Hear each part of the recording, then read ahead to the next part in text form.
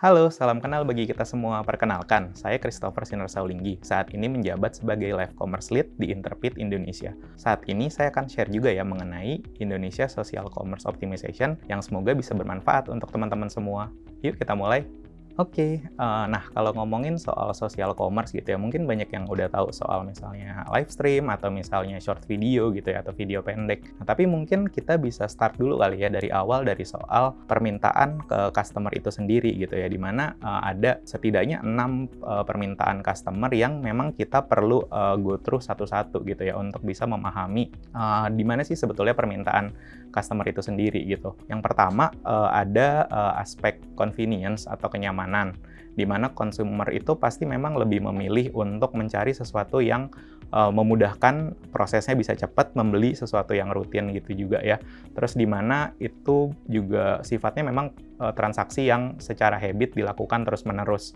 Itu aspek yang pertama. Terus aspek yang kedua ada juga misalnya improvement gitu ya, di mana mungkin ini misalnya contohnya seperti transaksi dari bidang beauty gitu ya, ada konsumen yang memang sifatnya dia membeli sesuatu yang tadinya barang-barang lebih kecil gitu, lebih murah, tapi kemudian dia akan mencari aspek improvement gitu ke depannya, di mana dia akan mencari produk yang lebih mahal misalnya, atau yang sifatnya rangkaian yang lebih dari satu produk dia beli kemudian gitu. Nah, itu yang aspek kedua gitu ya.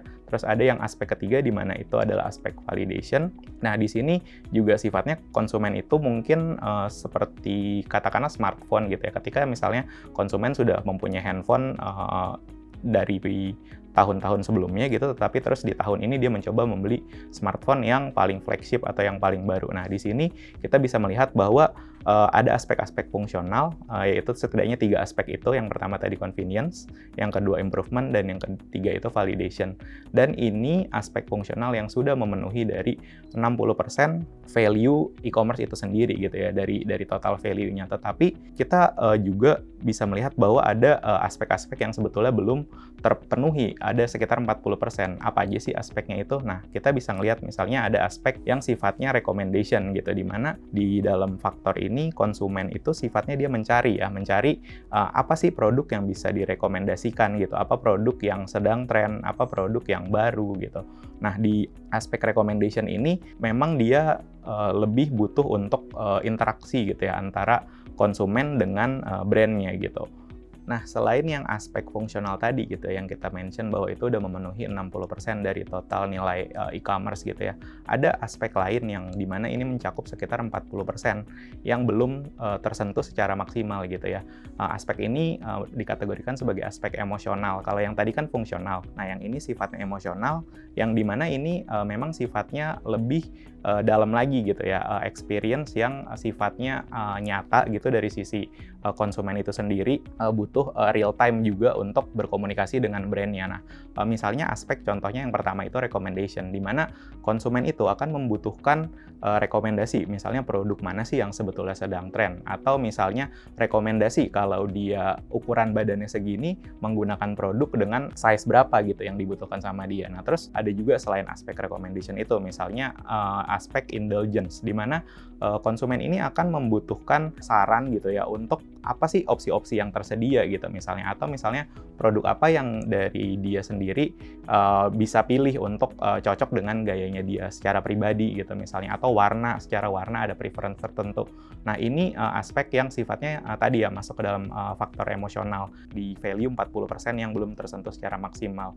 Nah, yang terakhir juga ada aspek inspirasional gitu ya, atau inspiration, di mana konsumen ini sendiri akan membutuhkan saran ya, lebih ke saran untuk apakah produk-produk yang terbaru atau produk-produk apa yang sebetulnya dari dia bisa cocok misalnya dengan kayak influencer yang dia ikuti gitu, atau misalnya ada produk yang dia butuhkan juga tetapi misalnya mungkin kayak belum tersedia gitu, tapi dia mau untuk menanyakannya. Nah, itu yang aspek-aspek yang belum kita maksimalkan dari faktor emosional itu tadi gitu. Nah, tadi berangkat dari faktor-faktor yang tadi gitu, yang dimana itu memang belum termaksimalkan dari kebutuhannya konsumen itu sendiri.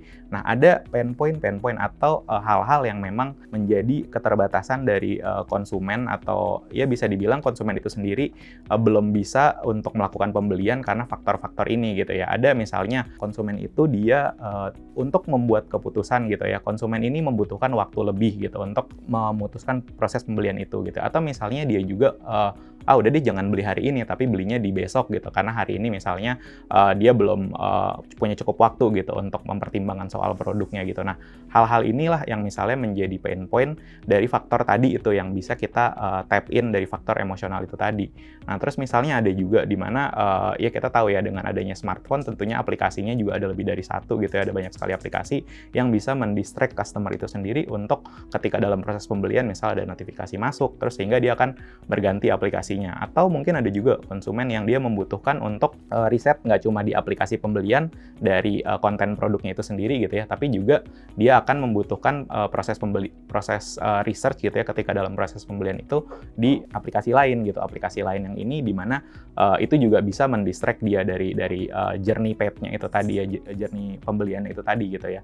Terus ada juga di mana konsumen yang ya akhirnya setelah dia lihat konten produknya ya udah berubah pikiran gitu sehingga nggak jadi beli. Nah, di sini live commerce atau social commerce itu sendiri emphasize untuk proses itu jangan sampai terjadi atau meminimalisir proses itu sehingga konsumen ini bisa berinteraksi secara langsung untuk proses pemenuhan kebutuhannya dia ketika proses pembelian itu tadi gitu ya. Nah, kita ada juga beberapa pain point sebetulnya yang ada ini dari sisi customer yang ketika dalam melakukan proses pembelian dia akhirnya mencoba untuk mempertimbangkan produk-produk yang dia mau beli itu tadi, tetapi terus dia butuh waktu lebih nih untuk membelinya atau mempertimbangkannya, sehingga akhirnya proses pembelian ini tidak terjadi gitu ya. Atau misalnya ada juga konsumen yang ketika dia dalam proses pembelian itu sendiri kemudian memutuskan untuk jangan di hari ini deh tetapi di hari besok.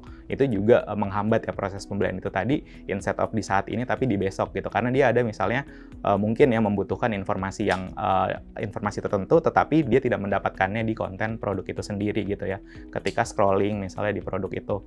Terus ada juga misalnya konsumen yang ya bisa dibilang ketika dia melihat konten produk itu sendiri, dia nggak puas nih misalnya kayak ukurannya itu kalau dipakai segede apa ya, ini nggak ada nih fotonya gitu. Terus akhirnya dia ke Instagram misalnya atau ke TikTok gitu ya kalau sekarang untuk melihat sebetulnya produk ini gimana sih ketika dipakai. Nah, itu aspek-aspek atau pain point yang menghambat customer untuk akhirnya melakukan pembelian gitu ya. Nah, ini juga beberapa pain point yang belum bisa tercapai ketika faktor emosional tadi itu belum kita address dengan baik gitu ya. Nah, di sini live commerce ketika kita optimize proses live commerce itu sendiri, itu akan bisa memaksimalkan brand untuk bertemu dengan faktor yang belum terpenuhi dari sisi pembeli itu sendiri. Selain faktor yang tadi kita mention ya soal pain point itu tadi, sebetulnya ada juga faktor di mana pembeli ini ketika dia dalam proses pembelian itu tadi merasa skeptis gitu ya dengan brand ini. Misalnya contoh dari segi bahannya, misalnya ketika dia membeli produk fashion atau misalnya ketika dia membeli produk beauty gitu ya atau kecantikan, dia merasa apakah ini akan cocok gitu ya dengan kulitnya dia, misal dengan tipe kulitnya. Nah, ini yang juga aspek-aspek yang sebetulnya bisa kita address dengan live commerce optimization atau misalnya tadi live stream dan short video gitu ya. Di faktor ini ada beberapa hal yang memang kita harus tap in yang interkoneksi juga ya, saling berkaitan satu dengan yang lainnya gitu. Ada faktor content management, ada faktor juga creator management, dan juga ada ads management gitu. Masing-masingnya apa sih mereka ini? Jadi faktor content management misalnya, di situ ada video dan live stream gitu. Terus ada juga creator management, di situ ada KOL sama micro affiliate. Terus ada juga soal ads management yang di situ terkait misalnya live stream atau video ads dan juga ada search ad gitu ya. Nah, dari ketiga faktor ini sebetulnya masing-masingnya mempunyai tantangan tersendiri gitu ya. Yang soal video atau live stream, tantangannya lebih ke gimana sih kita bisa membuat konten yang berkualitas tinggi tapi juga secara audiens ini masuk gitu proses ini, bisa engage sama customer-nya. Tapi juga misalnya kita mempertimbangkan aspek entertaining nggak ya gitu, kayak cukup menghibur nggak ya buat konsumen gitu. Jadi ini faktor yang memang harus dijaga keseimbangannya antara semua ini sehingga kontennya ini juga bisa mencapai konsumen yang tepat gitu, menjadi konten yang berkualitas untuk proses menjual produk gitu. Terus selanjutnya dari faktor creator management, challenge-nya beda lagi nih. Kalau creator management itu ada di faktor mencari nih untuk kreator yang tepat, KOL atau affiliator itu. Apa sih yang mereka butuhkan gitu? Nggak cuma skill, tetapi juga gimana mereka bisa engage dengan customer yang tepat gitu. Nggak cuma skill untuk menjelaskan produknya, menjelaskan cara pakainya, tetapi juga gimana konsumennya itu bisa di-engage, katakanlah mereka memang butuh untuk berinteraksi dengan rutin dengan masing-masing customer-nya gitu secara affiliator atau secara KOL untuk bisa produknya ini juga sesuai dengan branding, katakan seperti itu.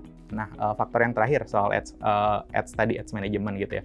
Ads management ini tantangannya berbeda lagi karena tadi ya kita udah ngomongin soal konten yang berkualitas, kita udah ngomongin soal punya kreator yang tepat gitu. Tetapi tanpa disupport dari sisi ads atau iklannya gitu ya, kita nggak akan bisa menemukan juga konsumen yang tepat gitu, pangsa pasar yang tepat. Karena ketiga aspek ini memang seperti saya bilang tadi di awal, interkoneksi gitu, saling berkaitan antara yang satu dengan yang lainnya. Nggak akan mungkin bisa jalan yang satu tanpa yang lainnya kita maksimalkan juga gitu ya. Tadi kita udah coba ngomongin soal brand yang memang dari customer-nya merasa skeptis untuk melakukan pembelian, tetapi kita bisa address dengan yang tadi ya, konten manajemen itu sendiri gitu, dimana konten manajemen itu adalah terkait dengan dua hal setidaknya, live stream dan juga video konten.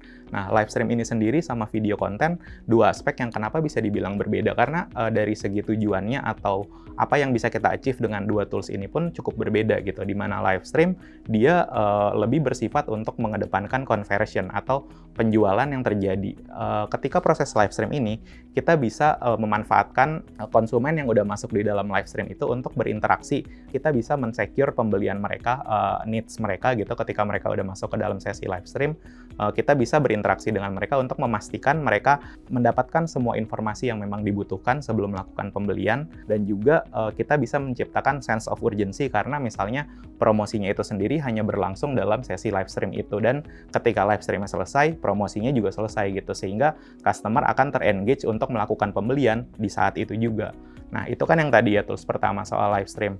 Selanjutnya soal video konten gitu. Yang ini juga tools yang sebetulnya bisa dibilang sangat berbeda. Kenapa? Karena yang dari segi tujuannya untuk kita capai dari video konten ini sendiri adalah bisa men-shift fokus customer yang prefer dari harga murah gitu ya, fokus dengan harga yang termurah, tetapi customer ini kita perlihatkan value dari barang atau value dari brand ini gitu, dimana konsumen ini bisa kita reach out untuk menjelaskan proses dari ketika kita menggunakan produk ini seperti apa gitu, ketika kita menggunakan produk ini sehari-hari, lifestyle apa yang impresi lifestyle apa yang didapatkan oleh orang yang melihat misalnya, dan juga branding itu sendiri kita bisa perkuat di konten video ini, karena itulah yang membuat kedua tools ini ketika kita kombinasikan nantinya akan jadi satu kombinasi yang cukup powerful untuk menciptakan nggak cuma sales yang terjadi pada saat itu, tetapi juga brand awareness dalam jangka panjang atau untuk kedepannya juga gitu. Selain yang tadi lifestyle content, kita juga ada yang bentuknya video itu testimonial produk. Yang testimonial produk ini lebih berfungsi untuk menjelaskan bagaimana produk ini dipakai, apa manfaatnya produk ini sendiri gitu. Nah, selain itu juga ada beberapa tipe lain ya, sebetulnya bisa unlimited gitu bentuknya dari video ini. Tapi juga ada misalnya kayak product demonstration yang dimana itu bisa pembeli melihat real time ukuran produk atau real size-nya tuh seperti apa gitu, dan juga ada yang sifatnya memang ya pada dasarnya fokus pada pembelian atau campaign gitu, dan kita memang benar-benar mengedepankan promosinya, misalnya ada buy one get one atau misalnya ada pembelian gift with purchase gitu ya, dan diskon yang saat itu berlaku, itu bisa kita fokuskan untuk memang pada dasarnya berbeda-beda dari customer journey itu tadi gitu ya. Ada yang sifatnya mendapatkan traffic, tetapi ada juga yang tujuannya untuk menciptakan proses pembelian atau conversion. Ketika kita masuk ke dalam proses penjelasan tadi gitu ya, ada banyak hal yang kata-kata yang mungkin sifatnya tadi traffic gitu ya, engagement, tetapi juga memang pada dasarnya ada banyak sekali strategi yang bisa kita gabungkan, kita kombinasikan gitu, nggak cuma satu, tapi lebih dari satu opsi, yang dimana inilah gitu ya pentingnya untuk punya expert yang bisa membantu untuk menjelaskan gitu. Ada beberapa yang mungkin memiliki tim internal gitu, tapi di sini saya yang bekerja di enabler Interpret Indonesia gitu ya, kita memang mengedepankan berbagai strategi yang bisa dibilang berbeda-beda gitu ya antara satu brand dengan brand lainnya. Kita nggak percaya dengan strategi yang satu ini akan bisa untuk diterapkan ke semua brand gitu. Tetapi kita akan buat itu tergantung dari kebutuhan brandnya misalnya, tergantung juga dari objektifnya seperti apa, tergantung juga dari budgetnya seperti apa gitu. Jadi ada banyak sekali aspek yang mempengaruhi ini, gimana juga standing brandnya pada saat itu gitu. Itu akan sangat banyak aspek yang bisa dibilang antara satu aspek dengan aspek lainnya akan sangat berpengaruh, sehingga Intrepid sebagai enabler gitu ya, kita mengedepankan strategi yang memang nggak cuma satu macam strategi, tetapi juga multiple strategi gitu. Jadi kita bisa melihat dari tujuan brandnya dan kita match itu untuk mencapai tujuan bersama gitu. Salah satu slogan kita yaitu maximizing potensial dari brand gitu ya. Nah, itu yang memang kita coba untuk approach. Selain tadi gitu ya, dari budget allocation atau strateginya memang kita sesuaikan, tetapi ada juga dari segi optimisasi channel atau platform yang ada gitu. Kita akan pilih memang atau strategi ini akan kita tailor sedemikian rupa sesuai dengan kebutuhan atau keinginan brandnya, tepatnya juga untuk memahami customer seperti apa sih yang menjadi targetnya dan juga market apa yang kita mau aim gitu di sini. Jadi ini semuanya dynamic gitu ya, seiring dengan waktu berjalan, seiring dengan perkembangannya teknologi juga gitu, akan banyak sekali yang kedepannya berubah gitu, sehingga adanya expert di bidang ini akan sangat membantu untuk brand ini betul-betul memanfaatkan momentum gitu ya, misalnya kayak momentum live, momentum TikTok naik gitu. Nah itu kita manfaatkan momentum itu sehingga brand ini juga mempunyai standing position yang kuat, nggak cuma saat ini tetapi juga investment untuk di jangka waktu ke depannya. Dan penting juga di sini saya emphasize gitu ya, bahwa ROI atau return of investment ini juga sesuatu yang memang kita pertimbangkan dengan sangat detail gitu ya, gimana brand itu memang nggak semua brand pasti mau invest dengan budget besar gitu, tapi misalnya kita bisa utilize dengan budget yang ada, apa yang bisa kita lakukan untuk tadi ya berbagai aspek yang saya udah mention sebelumnya, ads management gitu, content management, KOL management, ada banyak sekali aspek tadi yang bisa kita tweak atau misalnya kita prioritize antara yang satu dengan yang lain untuk mencapai tujuan brandnya gitu ya. Nah terus juga nggak cuma itu, di Intrepid sendiri kita juga percaya bahwa performance itu memang harus dimonitor untuk kita bisa maintain optimum result gitu ya. Jadi kita percaya bahwa nggak cuma sampai di ROI tadi, tetapi juga kita akan terus memonitor performance atau matrix-matrix yang ada, sehingga matrix-matrix yang ada itu tetap terjaga, kita bisa mencapai ROI yang healthy juga, dan sales yang memang sesuai dengan apa yang brand sudah targetkan di awal gitu. Dan itu akan memaksimalkan amount of investment yang brand ini inginkan gitu. Jadi kalau dari Intrepid memang selain yang tadi kita mengedepankan ROI yang data driven gitu ya, kita fokus pada ROI yang decision-nya, strateginya itu data driven, kita juga memiliki approach yang sudah tersistematis gitu ya. Yang pertama kita akan start dari targetnya gitu. Ketika kita punya target, kadang juga target ini berasalnya dari brand gitu ya. Brand ini memang memiliki target tertentu yang kita combine juga dengan data dari sebelumnya yang realistis sebetulnya targetnya seperti apa. Terus setelah itu Intrepid akan mencoba untuk plan secara sistematis untuk mencapai target itu, step-step apa aja, strategi apa aja yang kita perlu lakukan gitu. Terus tentunya ya ada juga bagian eksekusinya, di mana ini juga Intrepid ini memiliki manpower yang memang dedicated dan kompeten di bidangnya, dan nggak cuma sampai ke tahap ketiga itu untuk mengeksekut, tetapi juga kita akan seperti saya mention tadi untuk memonitor atau mengoptimisasi juga gitu ya dari performance yang terjadi during di hari itu, atau misalnya during di bulan itu, kita bisa mengoptimize within di tengah-tengah proses itu berjalan, kita akan optimize atau tweak strategi yang tadi kita awal udah plan untuk misalnya mencapai aspek yang tadi ada misalnya target yang nggak tercapai gitu. Nah kita bisa mencapai target itu dengan strategi yang kita optimize di tengah-tengah gitu. Dan terakhir tentunya yang juga akan kita provide untuk brand yaitu review dan report gitu ya. Review dan report ini memang lebih ke faktor yang pastinya ada di semua proses pekerjaan gitu. Nah yang terakhir dari faktor monitor dan optimasi itu tadi, kita yang menyentuh kepada faktor review dan report, di mana ini adalah proses yang terpenting untuk kita menganalisa tadi yang kita udah lakukan di awal. Setelah targetnya kita set, udah kita plan juga, udah kita execute, udah kita monitor, dan review dan report ini kita akan menganalisa setiap dari KPI itu tadi, terutama ya misalnya untuk live stream dan video, dan mencari area di mana untuk kita bisa kembangkan gitu, atau improvementnya di mana. Nah inilah yang kelima, tahapan inilah yang membuat Intrepid ini menjadi partner yang bisa memperkuat nggak cuma presence brand, tetapi juga memaksimalkan penjualan. Dan sangat penting terutama di e-commerce yang terus berkembang ini, Intrepid mempunyai banyak sekali tim yang siap untuk membantu dan juga orang-orang yang betul-betul kompeten di bidangnya. Terima kasih untuk teman-teman yang udah mendengarkan sampai di akhir sesi ini ya. Semoga materi yang udah saya bagikan ini bermanfaat, terutama soal gimana brand bisa mengoptimize sisi live commerce dan aspek emosional yang tadi belum tersentuh secara maksimal. Semoga materi ini bermanfaat untuk kita semua, dan semoga teman-teman juga bisa belajar hal baru hari ini. Terima kasih.